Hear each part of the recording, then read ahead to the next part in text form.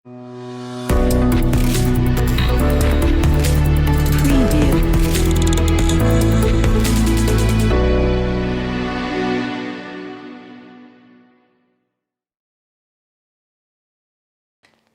خی گەورەتان لەبێ من منسوور بڵاسم لە تێک پلەسەوە خۆم بە خۆشحاڵ دەزانم کە بە هەمان شێوەی ساڵی ڕابردوو لەلایەن چەناڵی کورد دیڤلۆپەرسەوە ئێمە هەڵبژێردایان بۆی باشترین مۆبایلی ساڵ بۆ ساڵی 2022 هەڵبژێرین بۆ ئەو ساڵش دوایەوەی لە نێوان خۆماندا لە ستافی تێک پلەس گفتوگۆمان کرد سێ باشترین مۆبایلمان بۆ ئەم ساڵ هەڵبژاردووە کە بە باشترین مۆبایلی ساڵ دەژمێردرێن لەلایەن ئێمەوە نەک لەلایەن بەکارهێنەرانەوە وەکو خودی خۆمان و بۆچوونی خۆمان ئەمە سێ باشترین مۆبایلەکانی ساڵن کە بۆ ساڵی 2022 ڕاگەیەندراون وەک خۆتان دەزانن بۆ ئەم ساڵ بۆ ساڵی 2022 کۆمەڵە کۆمپانیا و هەروەها کۆمەڵێک بڕان لە پێشبڕکێدا بوون بۆی باشترین توانەکانی خۆیان بخەنە گەڕوە باشترین مۆبایل بخەنە بەردەستی بەکارهێنەران و پێشکەشی بەکارهێنەرانی بکەن بۆ ئەم ساڵیش باشترین مۆبایلی ساڵ کە فول پاکیج بێت لە سیستەمی ئەندروید هەڵدەبژێرین کە ئەویش مۆبایلی ڤیڤۆ X90 Pro Plus-ەکە بە یەکێک لە باشترین مۆبایلەکان دادەنرێت و تەواوی ئەو تایبەتمەندیانەی تێدایە کە لەلایەن بەکارهێنەرانەوە داوا دەکرێت ئەم مۆبایلە خاوەنی ڕوونمایەکە بە قەبارە 6.78 ئینچ لە زۆری LTPO4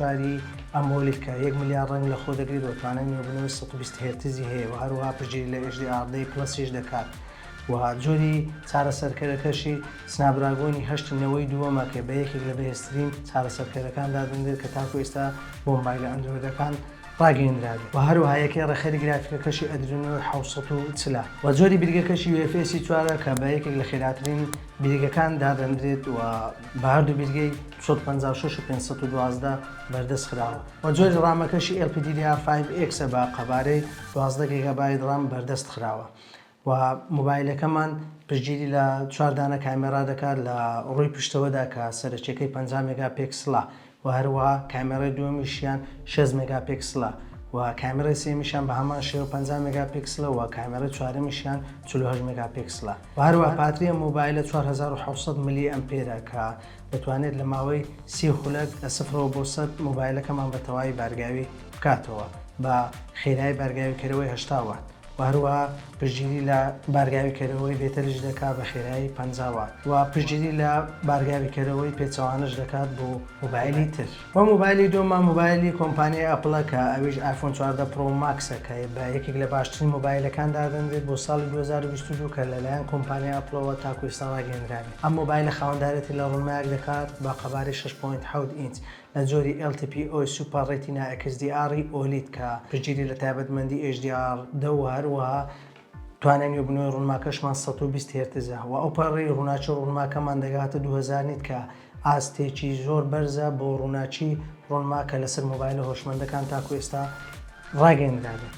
هەرچی دەربارەی چارەسەرکەری مۆبایلەکەی چارەسەرکەری مۆبایلەکە ئەپڵ ئەیبایۆنیکی 4 نانۆمەترە کە بە یەکێک لە باشترین چارەسەرکەرەکان دادەنێت کە تاکو ئەم خولەکە لەلایەن کۆمپانیا ئەپڵەوە ڕاگەیەندرابێت و هەروەهایەکەی ڕێخەری گرافیکەکەشی ئەپڵ GPU 5 کۆڕە هەرچی دەربارەی بیرگەی ئەم مۆبایلە بە هەر 4 بیرگەی 128 و 256 و هەروەها 512 تێرابایت بەردەست خراوە و جۆری بیرگەکەشی لە جۆری NVMe و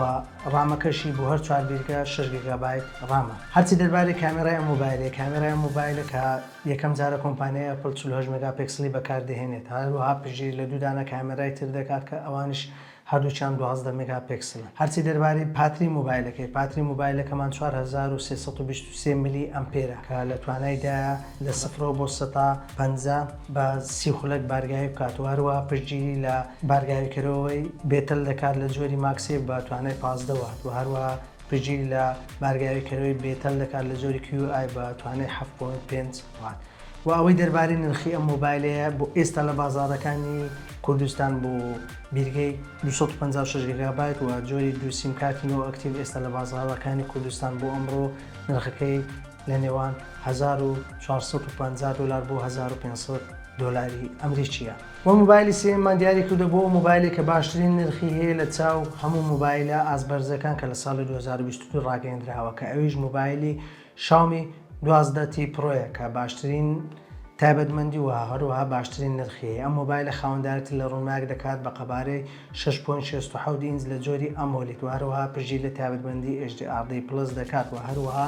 توانای نوێبوونەوەی 120 هێرتزە و هەروەها ئەو پەڕڕووناچە ڕوونماکەشمان دەگاتان 900 نیت. و ئەو مۆبایلە پشتگیری لە چارەسەرکەری سنابدراگۆنی 8 پلەسینەوەی یەکەم دەکات کە 4 نانۆمەترە و هەروەها یەکەی ڕێخەری گرافیکی ئەدرینۆ 730. هەرچی دەربارەی بیرگە و ڕامی ئەم مۆبایلە، بیرگەی ئەم مۆبایلە لە جۆری UFS 3.1 بە هەردوو جۆری بیرگەی 128 گیگابایت و 256 گیگابایت بەردەست خراوە. هەروەها پشتگیری لە هەردوو ڕامی 8 گیگابایت و 12 گیگابایت دەکات بە پێی جۆری بیرگەکە دەگۆڕدرێت. هەرچی دەربارەی کامێرای ئەم مۆبایلەی خاوەندارەتی لە کامێرایەکی 200 مێگاپیکسلی دەکات کە کامێرای سەرچیە و هەروەها کامێرای دووەمی بە ڕوونی 8 مێگاپیکسلەوە، کامێرای سێمیشی بە ڕوونی 2 مێگاپیکسلە. هەرچی دەربارەی پاتری ئەم مۆبایلەی، پاتری ئەم مۆبایلە بە قەبارەی 5000 میلی ئەمپێرە کە توانای بارگاویکردنەوەی 120 واتە و لە توانایدا مۆبایلەکە لە 0 بۆ 100 بە 19 خولەک بارگایی بکاتەوە. هەرچی دەربارەی نرخی مۆبایلەیە، نرخی مۆبایلە بۆ بیرگەی 256 گیگابایت و هەروەها ڕامی 12 گیگابایت بۆ بازارەکانی عێراق و هەرێمی کوردستان